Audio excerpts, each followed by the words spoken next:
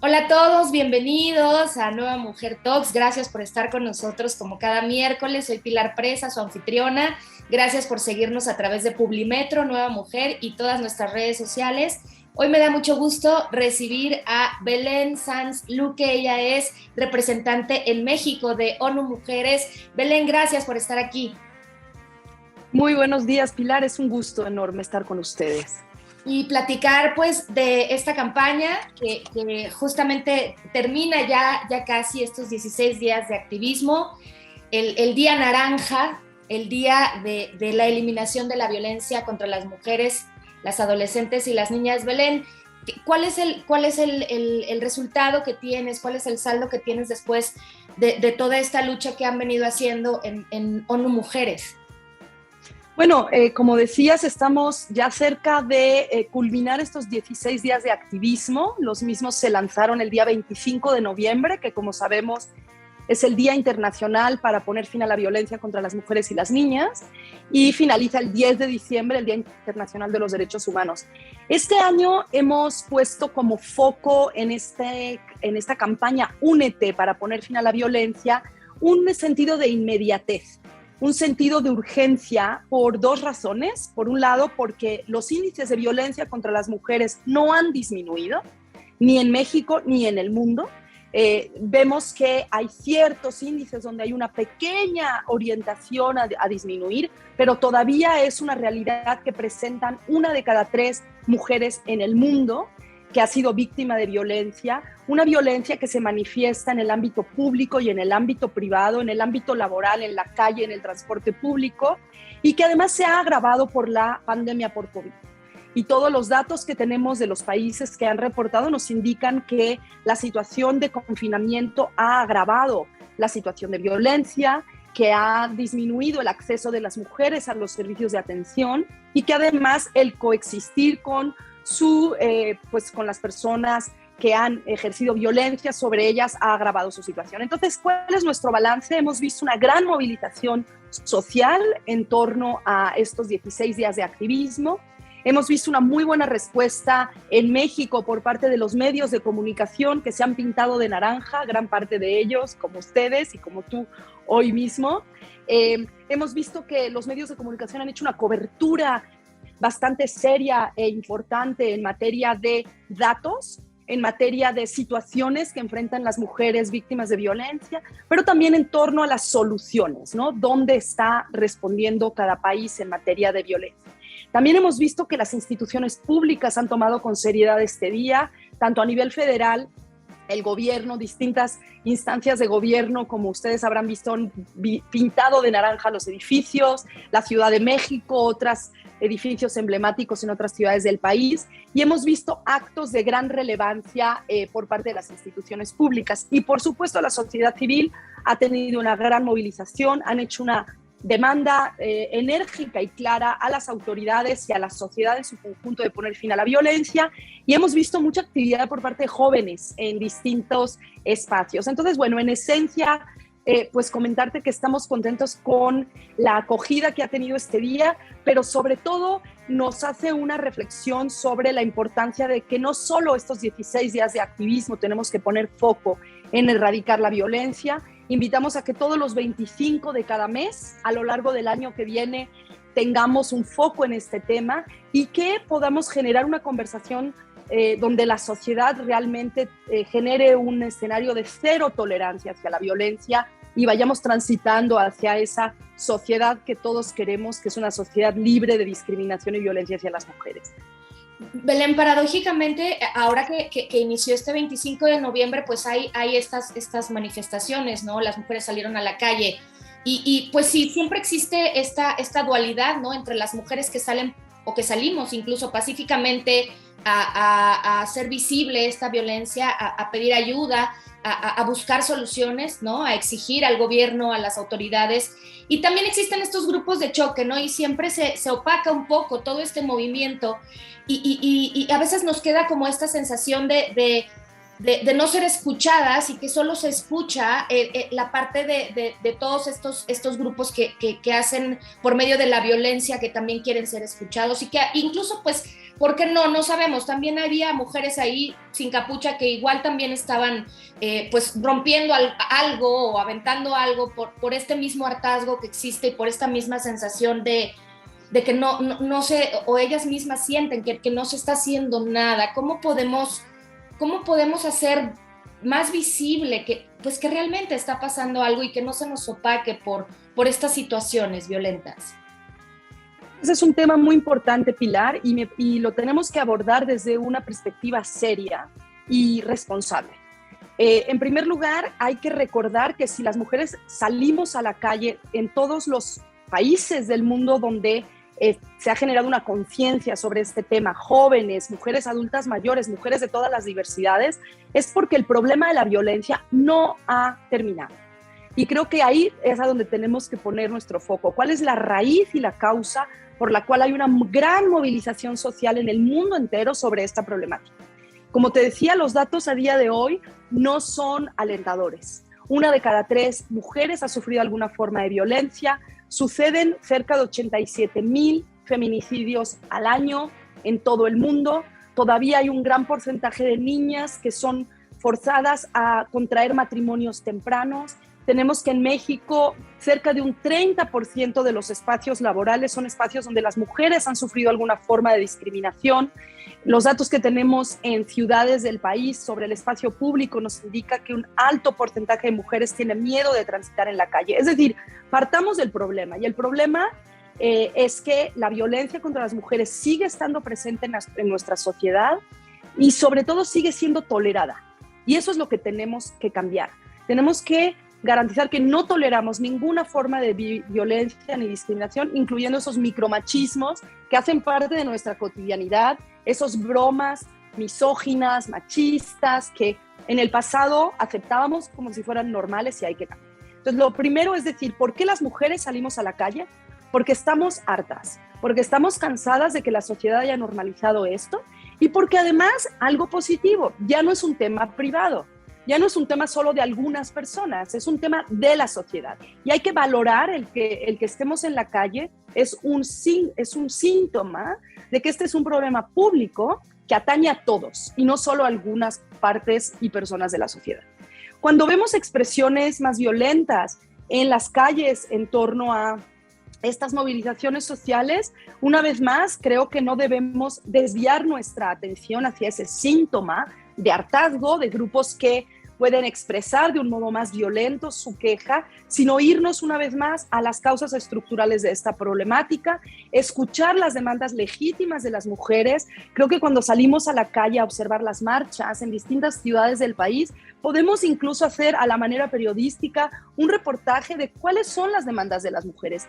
Y vamos a ver que esas demandas son bastante comunes a las demandas que vemos en otros países. Entonces, me parece muy importante, Pilar, que no desviemos nuestra atención de cuál es la realidad que queremos cambiar, de cuáles son las propuestas que las mujeres y las jóvenes y las mujeres de todas las diversidades nos están planteando, incluyendo en esas marchas, y recordar que la movilización de las mujeres no solo está en la calle, también está en la calle, pero está en todos los ámbitos de la sociedad, está en las instituciones, está en la política, está en los medios de comunicación, está en el arte y la cultura, y desde luego una expresión de derechos ciudadanos a la movilización y protesta pacífica, pues justamente está en las calles, y creo que debemos escuchar esas demandas legítimas.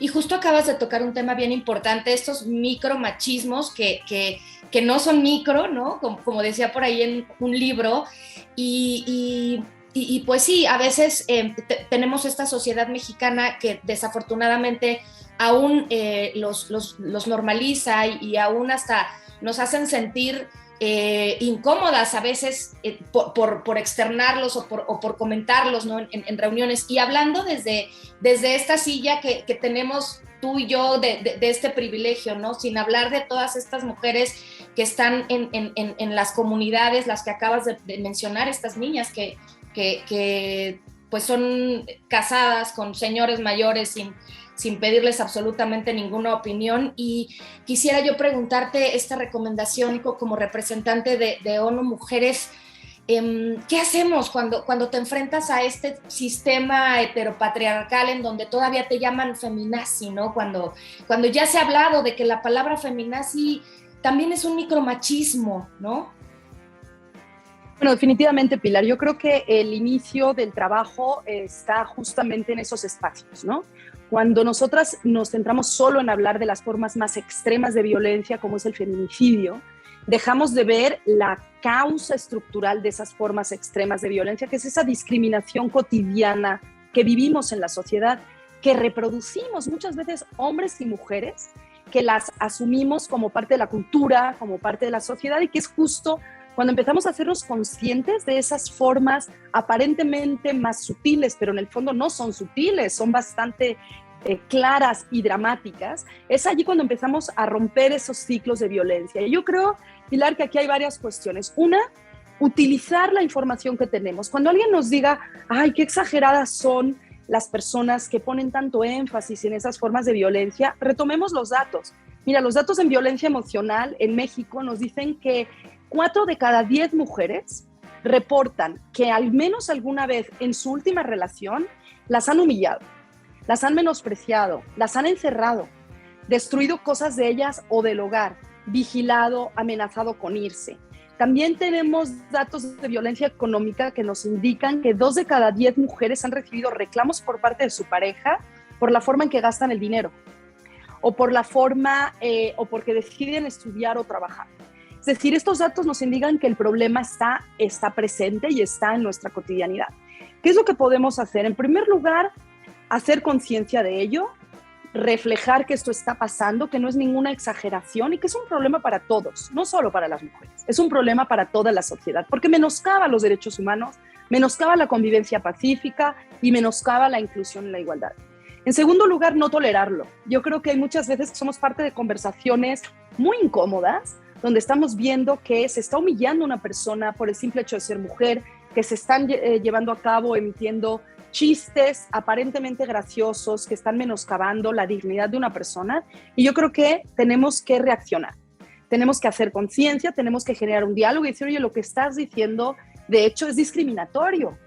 Y hacer consciente a la persona, porque a veces las personas no son conscientes y es parte de la conversación que queremos generar. En tercer lugar, yo creo que es muy importante, Pilar, y creo que ahí desde los medios de comunicación como el que tú representas hay un espacio de diálogo. ¿Por qué no invitamos a los hombres y a las mujeres a dialogar sobre este tema? Generar espacios, programas específicos y decir, oye, ¿cómo lo vives tú? ¿Cómo vives tú en un espacio laboral cuando se están transmitiendo imágenes de mujeres que sin su consentimiento probablemente están siendo difundidas y lo ponemos debajo del radar? ¿Por qué no hablamos de ello? ¿Y por qué no vemos cómo resolverlo? Entonces creo que estas 3 dimensiones nos pueden ayudar mucho a ir cambiando esta realidad de esos micromachismos que no son micro, como bien decías, y que nos puede ayudar a cambiar la forma en que nos referimos y con la que interactuamos en torno a la discriminación. ¿Cuál es tu evaluación de México, querida? Escucho y me platicabas ahora que nuestras demandas en las marchas son muy parecidas a las de otros países, pero ¿cuál crees que sea tú la situación más grave en este país? ¿Qué es lo que tenemos que atender nosotras? ¿De qué tenemos que estar más conscientes para poder trabajarlo en nosotras y poder ayudar a las adolescentes y a las niñas que vienen? Mira, yo creo que aquí hay varias dimensiones, Pilar, que hay que atender y bueno, la realidad que vive México no es tan distinta de la realidad que viven otros países de nuestra región o del mundo. Desde luego que en México todavía la violencia contra las mujeres está arraigada en la fuerte desigualdad que existe en ámbitos como el económico. México es un país donde la informalidad de las mujeres en el mercado laboral es muy alta. Cerca del 70% de las mujeres en México trabajan en la informalidad. ¿Qué quiere decir esto? Que no tienen derechos sociales y laborales.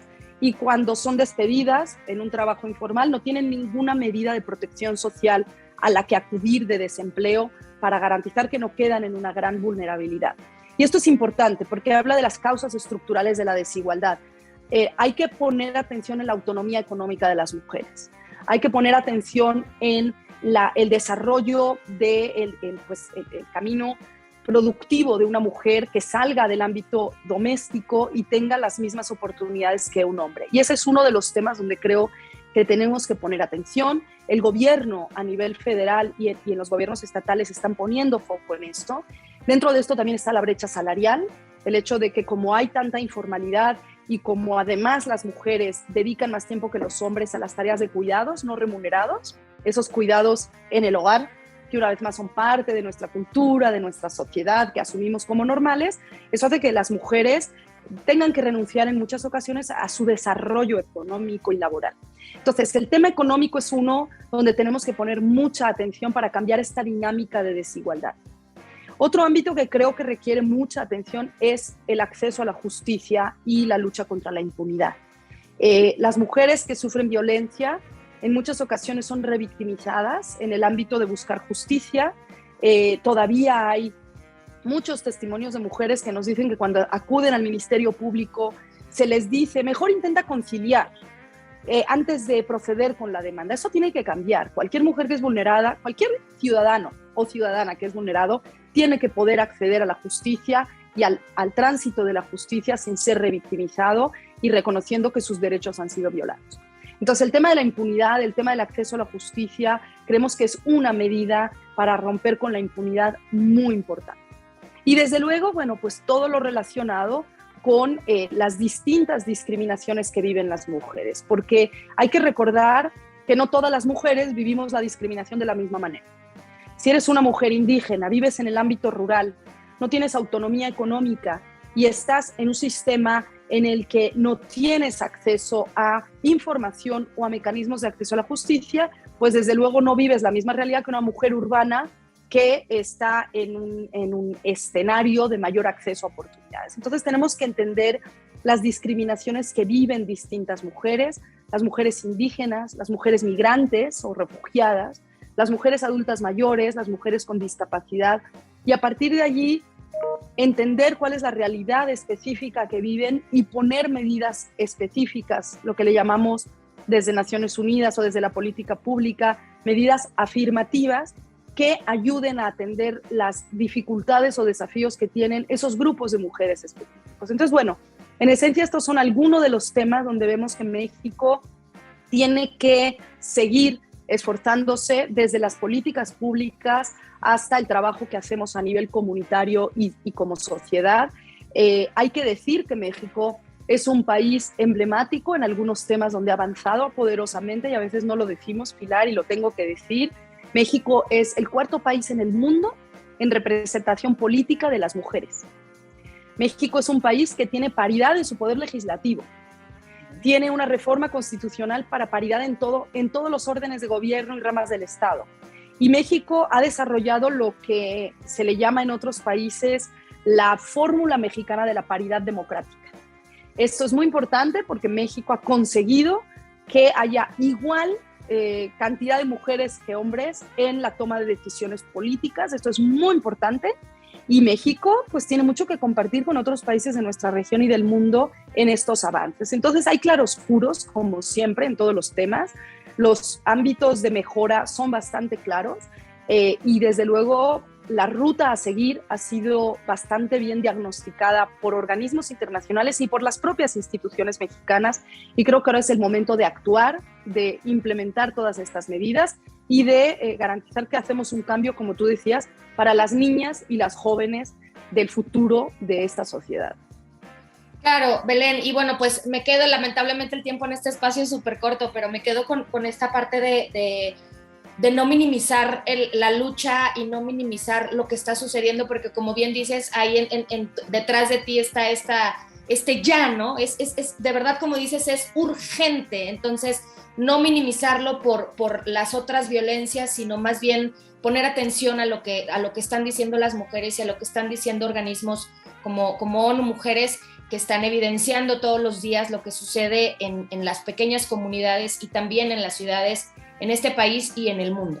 Muchas gracias, Pilar. Les invitamos a que sigan nuestros hashtags de los 16 días, el hashtag Pinta tu mundo de naranja. Y bueno, pues desde luego que agradecer el compromiso de periodistas como tú, que sabemos que eres una gran comprometida con nuestra causa, Publimetro y todo el grupo. Y bueno, invitarles a que, como bien dices, tengamos también desde el mundo de la comunicación y de los medios un compromiso con transformar esta realidad y con aliarnos para la igualdad de género.